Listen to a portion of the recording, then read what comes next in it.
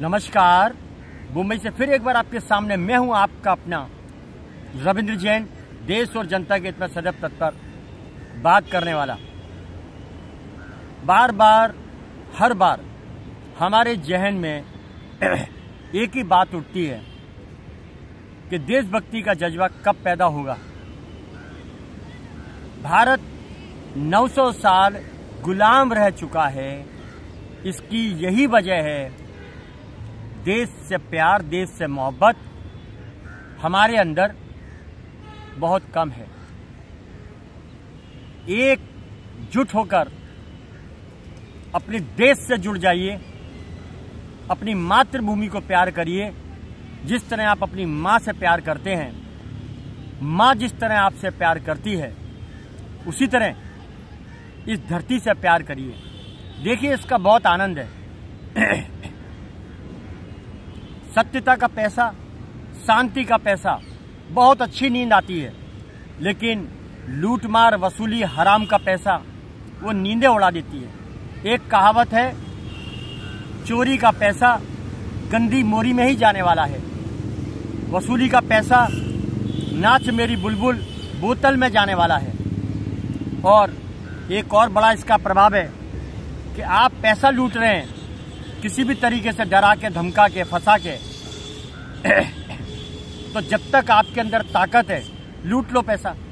जैसे अत्याचार बाबर ने किया, अकबर ने किया, हुमायूं ने किया, औरंगजेब ने किया, सिकंदर ने किया। आखिर अंत क्या हुआ? अंत यही हुआ कि कुत्ते की मौत मारे गए। आज नामो निशान मिट गया। अब जो अच्छा काम करता है, प्रभु राम के रास्ते पर चलता है, सत्यमेव जयते का पालन करता है, सत्यता पर आधारित काम करता है, अपने संस्कृति सनातन को सच्चाई से उनको आगे लाने का काम करता है, देखिए बड़ा सुकून मिलेगा। धर्म शास्त्रों में बहुत बड़ी ताकत है। आप सुबह नहा धो के घर से तब निकलें जब भगवान का स्तवन कर लें, एक पुराण चुन लें, जिसको शास्त्र बोलते हैं। एक पुराण चुन लें, जैसे अग्नि पुराण है, विष्णु पुराण है, यजुर्वेद, सामवेद, अर्थवेद, जो भी आपको पसंद आते हैं, आप एक पुराण चुन लें और सुबह नहा धो के तरीके से पढ़ के उसे निकलें और लाल कपड़े में बांध के रखें पुराण को। पढ़ने के बाद लाल कपड़े में बांध लें। क्या जाता है आपका, एक दीपक लगाएं। जो दीपक जलता है वो विराट रूप भगवान विष्णु का है। और जैसे हम हवन करते हैं, स्वाहा, वो भगवान अग्नि, जो विष्णु का विराट स्वरूप है, उनकी पत्नी है स्वाहा। तो चाहे हवन कीजिए या दीपक लगाइए, प्रज्वलित कीजिए, अग्नि भगवान विष्णु का विराट स्वरूप है। और ये नित्य नियम सुबह शाम करने से आपके अंदर एनर्जी और पावर, नेचुरल एनर्जी और पावर आपको प्राप्त होगी। कहने का तात्पर्य है कि शास्त्र मैंने नहीं बनाए। शास्त्र, यजुर्वेद, सामवेद, अर्थवेद, वो आकाशवाणी से हमारे भारत की प्राचीन सभ्यता को आपके हाथ में दिया गया है। आप उसका अध्ययन करिए। बड़े बड़े ऋषि मुनि बीमार क्यों नहीं पड़ते हैं? भारत में कोई बीमारी नहीं, बीमारी हमारे दिमाग में है।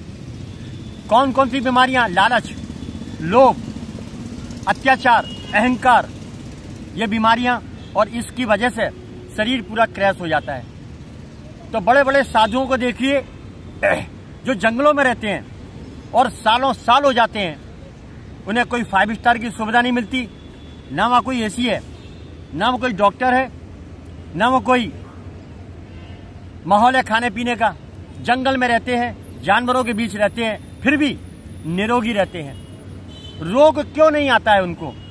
इसीलिए नहीं आता है कि भगवान का चिंतन करते हैं, परमात्मा के चिंतन में लीन रहते हैं, छल कपट दगा फरेब से दूर रहते हैं। कोई बीमारी नहीं। आपके अंदर जिस दिन छल कपट दगा फरेब अगर आ गया तो बीमारियों का घर बन जाएगा। क्योंकि प्रकृति और नेचर ये ऐसी चीजें हैं, जैसा आप करोगे वैसा भरोगे।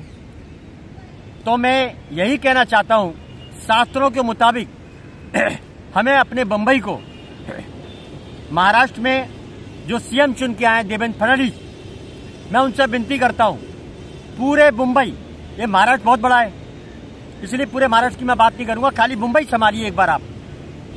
आदेश दीजिए कि पूरे मुंबई के कोने कोने से भंगार गाड़ियां, स्कूटर, मोटरसाइकिल और कार जो भंगार हो चुकी हैं उन्हें इकट्ठी करके भंगार में खत्म कर दीजिए। ये एनर्जी नेगेटिव एनर्जी है, माहौल खराब करने वाली एनर्जी है और वातावरण को दूषित करने वाली चीजें हैं, क्योंकि मंगल शनि की युति होती है भंगार गाड़ियों में। इसीलिए मंगल शनि जिस दिन नाराज होते हैं उस दिन अग्निकांड, बम कांड, इस तरीके की चीजें पैदा होती हैं। तो महाराष्ट्र को, मुंबई को एक छोटी सी वास्तु टिप देता हूं मैं कि भंगार गाड़ियों का एक भी सिंगल पीस भी मुंबई शहर के किसी कोने में नजर नहीं आना चाहिए। सफाई कराइए और मुंबई जितना साफ रहेगा, लक्ष्मी का निवास रहेगा, बीमारी लाखों कोसों दूर दूर हो जाएगी, शांति सुकून मिलेगा, पुण्य का उदय होगा। ये एक बड़ी वजह। दूसरा, अपने कर्तव्य का पालन करने का मतलब क्या होता है? जो जिम्मेदारी हमें मिली है उस जिम्मेदारी पे हम काम करें सच्चाई और ईमानदारी से। जैसा ऋषि मुनि तपस्या करते हैं पहाड़ों पे, जंगलों में, उनके पास कोई सुविधा नहीं है। देखिए वहां शेर, चीते, जानवर रहते हैं लेकिन उन्हें वो परेशान नहीं करते। निरोगी काया, सबसे बड़ी दौलत निरोगी काया और आत्मचिंतन, आत्म शांति। तो आपका कर्तव्य क्या बनता है? शासन प्रशासन में बैठे हुए ज्यादातर लोग छल कपट दगा फरेब के अंदर डूबे हुए हैं। नाच मेरी बुलबुल तुझे पैसा मिलेगा उसमें खोए हुए हैं।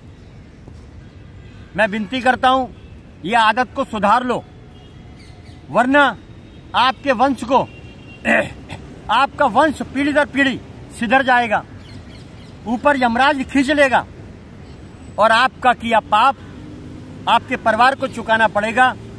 मेरी बात को लिख के रख लो। आप मानो या ना मानो, चला दो मेरे ऊपर गोली, क्योंकि आपका तो काम ही है। जो मंदिरों का पैसा खाता है, जो संस्था का पैसा खाता है, जो धरती माता का पैसा खाता है, जो जनता का पैसा खाता है, जो लूटता है, वो मुगल राक्षस है। आप कितना भी घर सजा लो, आपकी आत्मा जो परमात्मा से कॉन्टेक्ट है वो सब देखती है कि आप क्या कर रहे हो। आप नीचे अपने कर्म, अपनी गुंडागर्दी, सफेद पोश सबको छिपा सकते हो आप, लेकिन ऊपर का रिकॉर्ड और कैमरे इतने पावरफुल हैं कि 100 दिन पूरे होने के बाद जब आप ऊपर जाएंगे तो हिसाब तो चुकता होगा ऊपर, तब आप चिल्लाएंगे, वहां कोई नहीं आएगा सुनने वाला। तो आपको मनुष्य जीवन मिला है 84 लाख योनियों के बाद। ये 84 लाख योनियां क्या होती है वो भी बताता हूं आपको। कीड़े मकोड़े, जंगली जानवर, छोटे छोटे जानवर, विष्ठा में पैदा होने वाले जानवर, कुल मिलाकर 84 लाख योनियां। उन सब में से निकलने के बाद ये पवित्र मनुष्य जीवन मिलता है जो देवताओं से भी सर्वश्रेष्ठ है। इसकी वजह बताता हूं, क्योंकि ऋषि मुनि वो भी मनुष्य जीवन में उन्होंने तपस्या करके देवताओं को इतनी तपस्या की कि उनको पृथ्वी पर आना पड़ा और वरदान देना पड़ा। तो इस मनुष्य जीवन का सदुपयोग कर लीजिए। नाच मेरी बुलबुल, लूट, वसूली, ड्रग्स माफियाओं से मिलकर अपने घर को चमकाना ये बंद कर दो। सरकार में बैठे हुए एक से एक पुलिस अधिकारी बहुत मजबूत हैं, वो सब जानते हैं कहां क्या चलता है। शासन प्रशासन में बैठे हुए कुछ नेता वो भी बड़े ईमानदार है, कुछ ज्यादा नहीं, कुछ वो भी जानते हैं कि हम बंबई को करप्शन मुक्त कर सकते हैं, मिलावट मुक्त कर सकते हैं, वसूलीबाजों को ठोक सकते हैं, गुंडे मवालियों को परलोक भेज सकते हैं। सब कुछ कर सकते हैं, पर करना नहीं चाहते हैं क्योंकि कहीं ना कहीं चाचा, ताऊ, फूफा, मामा, उनके फंटर कहीं ना कहीं शामिल है। ये राजनीति है या माल आ रहा है। तो भाई अरबों रुपए के घोटाले कर देते हो तो भी कोई कुछ नहीं कहता है। क्या कहेंगे हम, क्या कहेगी जनता? आपके पास सत्ता है, पावर है, अरबों रुपए की संपत्ति आती है, कितना आप खाते हो, कैसे खाते हो, वो सब आपको मालूम है। मेरा कहने का मतलब ये है, खाओ, खूब खाओ, लेकिन इस महाराष्ट्र को, मुंबई को लंदन तो बना दो, सिंगापुर तो बना दो। आपने क्या हाल कर रखा है? पब्लिक जी नहीं सकती है, निकल नहीं सकती है, कोर्ट की कोई सुनता नहीं, नेताओं को फुर्सत नहीं। बस जब चुनाव आते हैं तो दौड़ते हैं पैदल पैदल, चुनाव आने के बाद सिक्योरिटी में रह जाते हैं, पड़े रहते हैं एसी में, 5 स्टार में, प्लेन में जाना आना। तो जो आप कर रहे हो जनता के पैसे से, जो भी आप अय्याशी कर रहे हो, ऐश कर रहे हो, आप अगर काम करते हो सत्यतापूर्वक तो आपका अधिकार बनता है कि आप जो पैसा है देश का वो अपने काम में लीजिए। आप अगर आप काम नहीं कर रहे हो, देश को नुकसान कर रहे हो, तो आपका पुण्य जो मनुष्य जीवन के द्वारा मिला है वो समाप्त हो जाएगा। मेरी बात इससे सुनो, इससे निकालो, मुझे फर्क नहीं पड़ता है। मेरा कर्म मैं करता हूं सत्यतापूर्वक, इसलिए बोलता हूं। मुंबई हाई कोर्ट अंग्रेजों की बनाने की बिल्डिंग है, ये ओवल मैदान अंग्रेजों की बनाई हुई देन है। आप लोगों ने क्या किया है? पावर में आने के बाद, सत्ता में बैठने के बाद, शासन प्रशासन में बैठे हुए लोगों ने क्या किया है? दक्षिण घूम रहे हैं चारों तरफ। छत्रपति शिवाजी महाराज का जो टर्मिनल है उसके बाहर जाइए, फिर वहां पर मार्शल लूट रहे हैं। छत्रपति शिवाजी महाराज टर्मिनल के बाहर जब आप निकलेंगे तो सर्किल पे एक शौचालय है, तो वो शौचालय की बनाने की क्या जरूरत है? उस शौचालय को हटाया जाए। जो छत्रपति शिवाजी महाराज इस टर्मिनल का जो नाम दिया गया है, तो जो शौचालय है उसके कारण वह नशेड़ियों का गड्ढा बन चुका है। नशेड़ियों का गड्ढा बन चुका है। जो बीटी से निकलते हैं, बहुत बड़ा शौचालय है, सार्वजनिक शौचालय।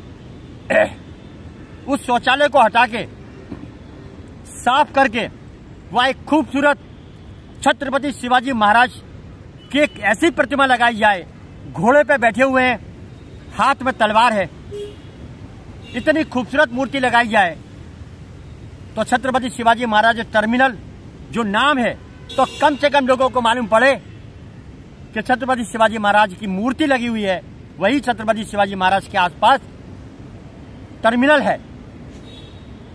इतना काम करते हैं नेता, बेफालतू की घोषणाएं करते हैं, लेकिन जो काम करने का तरीका है, सही तरीका है, उस पर ध्यान नहीं देते हैं।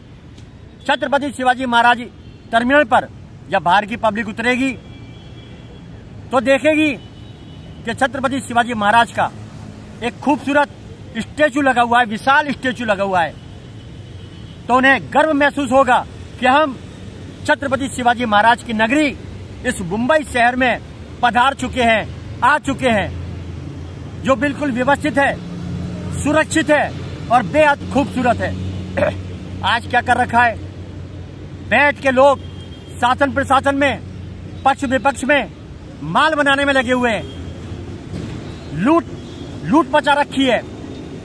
कार पार्किंग के नाम में लूट रहे हैं, जम के लूटा जा रहा है मुंबई घरों को। 70 रुपए घंटे हो गया, 3, 4, 5 घंटा, एक एक गाड़ी का 500-700 रुपया। कोई मालूम नहीं ये पैसा किसकी जेब में जा रहा है। हजारों करोड़ों रुपए कार पार्किंग के नाम पर लूटा जा रहा है। हाईकोर्ट के सामने, मुंबई विद्यापीठ के सामने और हजारों जगह बस लेके खड़े हो गए वर्दी पहन के, और क्लीनअप मार्शल। वहां ग्रेनेड लगाइए छत्रपति शिवाजी महाराज टर्मिनल के बाहर। पहले रोड तो देखिए, ऊपर नीचे लहराती हुई, जैसे बोतल पीने के बाद आदमी नाचता है, और वहां लूट रहे हैं जम के। अरे नाम खराब कर दिया मुंबई का। लोग बाहर से आते हैं, उनको पकड़ते हैं लुटेरे। ये सब ज्यादातर पीने खाने वाले, इनको शर्म नहीं आती क्योंकि इनको धंधा नहीं है, तो फ्री का धंधा मिल गया है, बस पकड़ लो, बन गए। एसीपी डीसीपी बन के बात करते हैं वो लोग, लोगों को गालियां देते हैं, पकड़ते हैं, हाथ खींचते हैं, कॉलर पकड़ते हैं। आपका नाम खराब हो रहा है सीएम साहब, आपका नाम खराब हो रहा है। आप नंबर 1 व्यक्ति हैं, आप समझदार व्यक्ति हैं, आप दमदार असरदार व्यक्ति हैं। जबरदस्त सीएम का आपका एक रिकॉर्ड बनेगा, ये मैं गारंटी के साथ कहता हूं, जनता भी कहती है। आप एक्शन लेते हैं, जोरदार लेते हैं, लेकिन कुछ चीजों की वजह से जो आप तक जानकारी नहीं पहुंच पाती है, मैं आपको जानकारी पहुंचाता हूं। कार पार्किंग के नाम पर जो वसूली हो रही है उसको आप ध्यान दीजिए। जगह जगह ड्रग्स के धंधे हो रहे हैं, उसको रोकिए। देखिए, ड्रग्स के धंधे कराने में बहुत बड़ी रकम आती है, और ये रकम शासन प्रशासन में बैठे हुए कुछ गद्दार लोग हैं जो अपना घर सजाने के लिए उनको छूट दे रखी है। गद्दारों के फोन नंबर मिलेंगे शासन प्रशासन में बैठे हुए कुछ लोगों के पास। इसकी बड़ी वजह मोटा माल, खुली छूट, जमकर लूट हो रही है बंबई में, और शासन प्रशासन मौज में बैठा है। इसीलिए जब लूट का पैसा आता है, हराम का पैसा आता है, तो वो ईमानदारी से काम कर ही नहीं पाएंगे क्योंकि आ रहा है पैसा, गड्डियां घर पहुंचती हैं या किसी ठिकाने पर पहुंचती हैं या किसी पान वाले की दुकान पर पहुंच जाती हैं। हराम का पैसा लूटने में लगे हुए हैं, वसूली करने में लगे हुए हैं। देवेंद्र फडणवीस जी, आपको मैं विनती करता हूं, आप भी संतों की श्रेणी में आते हैं। बेशक आपने पैंट शर्ट पहन रखा है, लेकिन योगी स्टाइल में आप भी काम करते हैं। तो मेरी विनती है, योगी जी के बाद अगर कोई कहता है तो वो यही कहता है कि देवेंद्र फडणवीस महाराष्ट्र के सीएम ये ठोको कानून जरूर लाएंगे, और अपने महाराष्ट्र के सबसे पहले मुंबई शहर के अंदर जो बड़े बड़े लीडर हैं, उनके चमचे हैं, तलवे चाटने वाले कीड़े मकोड़े हैं, ड्रग्स माफियाओं से मिले हुए हैं, उन सबको ठोकेंगे। ठोकना अपने प्रदेश के लिए, जनता के लिए और खुद के लिए सबसे बड़ा कर्तव्य का पालन करने जैसा है, सत्यमेव जयते का पालन करने जैसा है। यहाँ कोर्ट की नहीं सुनी जाती। आप अंदाज लगा लीजिए, जब कोर्ट की नहीं सुनी जाती तो आपकी बातों का कितना हल्का असर है। आपकी बातों को भी नहीं सुनते, क्यों? कि पक्ष विपक्ष में बैठे हुए कुछ लोग भी आपको काटने में लगे हुए हैं। तो आपके पास सत्ता है, पावर है और एक मौका है ये गंदगी साफ करने का। जमकर गंदगी साफ कर दीजिए। 100 साल तक इतिहास रच जाएगा कि वास्तव में महाराष्ट्र में कोई सीएम पहली बार आया, योगी आदित्यनाथ का एक दूसरा रूप आया, एक स्वरूप आया, जिन्होंने महाराष्ट्र की धरती को, मुंबई को नीट एंड क्लीन कर दिया। मेरी विनती है, क्योंकि ये ताकत आपके अलावा मुझे नहीं लगता है कि कोई भी सीएम बता पाएगा, दिखा पाएगा। ये जज्बा होना चाहिए। देवेंद्र फडणवीस से विनती करता हूं, योगी आदित्यनाथ अगर कुछ कर सकते हैं तो कर दिया, इतिहास रच दिया। अब उनकी बारी है, वो बनेंगे प्रधानमंत्री। जब प्रधानमंत्री बनेंगे तो ज्यादातर गुंडे खुद बाजार से जहर की चीजें लाके खा लेंगे। करे इसके पहले, आने के पहले, शपथ ग्रहण करने के पहले जहर खा के सो जाओ, वरना ये मरना नहीं देगा, बोटियां बोटियां नोचेगा, कुत्तों को खिला देगा। तो ये है अपराधियों में डर योगी आदित्यनाथ का। तो मैं वही चाहता हूं, एक राजा का शासन होता है और एक शासक की खूबी होती है कि आपके पास सत्ता है, करिए, कठोर कानून शासन का डंडा आपके पास है, चलाइए, ठोकिए, आप ठोक दीजिए, कोई परवाह नहीं कोई क्या कहता है। विपक्ष हल्ला मचाता है, मचाने दो, 2 दिन मचाएंगे, उनके पीछे जांच बैठा देना, क्योंकि वो लोग सब दूध के धुले हुए नहीं है। जो हल्ला मचाए जांच लगा दीजिए, क्योंकि हजारों करोड़ रुपए लूटे हैं महाराष्ट्र से, लोगों को मरवाया है, तो चुपचाप शांत हो जाएंगे। राजनीति हमारे भी खून में है, बहुत राजनीति आती है, लेकिन गंदी राजनीति नहीं आती है। गंदी राजनीति वो मुगल करते थे। हम भारतीय संस्कृति से जुड़े हुए लोग हैं, योगी स्टाइल में चलते हैं, योगी स्टाइल में चलते हैं, सनातनी स्टाइल में चलते हैं, परशुराम स्टाइल में चलते हैं, भगवान राम की पद चिन्हों में चलते हैं। एक हाथ में भाला है, एक हाथ में माला है। हम तो वो वंशज के लोग हैं, लेकिन गंदी राजनीति नहीं करते हैं, खुला राजनीति। जैसे श्री राम करते थे, ललकारते थे कि युद्ध पर मैं आ रहा हूं हे रावण। श्री कृष्ण भी यही कहते थे, हरे कंस। तो ऐसी राजनीति करो, खुल के करो। यहां पर क्या है, हम बोल रहे हैं हमारे ऐसों को मरवा देते हैं, हमारे पीछे लगा देंगे। ये गद्दार कायर हैं, हिंदुस्तान की मिट्टी से है ही नहीं। जो बोलने वाले को मरवाते हैं, सच बोलने वाले को फंसवाते हैं, ये अधिकारी लोग, शासन प्रशासन के लोग, ये कायर हैं। फिर ये भी ऐसा ही मरते हैं। इनका भी यही हाल होता है। जैसा ये कर्म करते हैं गलत, तो इनके संग भी गलत होता है। कुदरत करती है, नीचे तो पावर है, पैसा है, हराम का पैसा और सेटिंग। इनकी सेटिंग बड़ी मजबूत है। 10 गुंडे पाल लिए बाजार के, अपने आप को सुरक्षित समझने लगे। लेकिन जब भूकंप आएगा, ऊपर वाला प्लेन क्रैश करेगा, गाड़ियां भेड़ेगा, कोई ऐसी अनहोनी घटना कर देगा, तो क्या होगा? वो याद रखना आप। प्रकृति और नेचर से डरो, सत्य का पालन करो, सत्य में जयते के जो वर्ड है उसको सीने में बैठा लो। पानी देख के पीते हो, खाना सफाई का खाते हो, अपना घर अच्छा होना चाहिए, अपने बच्चे अच्छे होने चाहिए, अपने बच्चे पढ़ लिख के बड़े होने चाहिए, अपने बच्चे कोई दारू वारू नहीं पीना चाहिए। तो फिर दूसरों औलादों को, आप जनता को नशा करा रहे हो, अपने आदमियों को बेच के लुटवा रहे हो उनको। जगह जगह फुटपाथ पे कब्जा, जगह जगह ड्रग्स के कारोबार, जगह जगह मिलावट के धंधे। सब पब्लिक सब समझती है, लेकिन पब्लिक मजबूर है, क्योंकि आप मरवा दोगे। और जो अधिकारी लोग हैं, साधन प्रशासन में बैठे हुए लोग छोटे, वो आके पहुंच जाएंगे। चलो साहब बुला रहे हैं, इंक्वायरी कर रहे हैं। और हालत ऐसी है कि लोगों के पास खाने को नहीं है। कोई कोर्ट कचहरी में गया तो तारीख पे तारीख, तारीख पे तारीख, तारीख पे तारीख, तारीख पे तारीख बस मिलती रहेगी।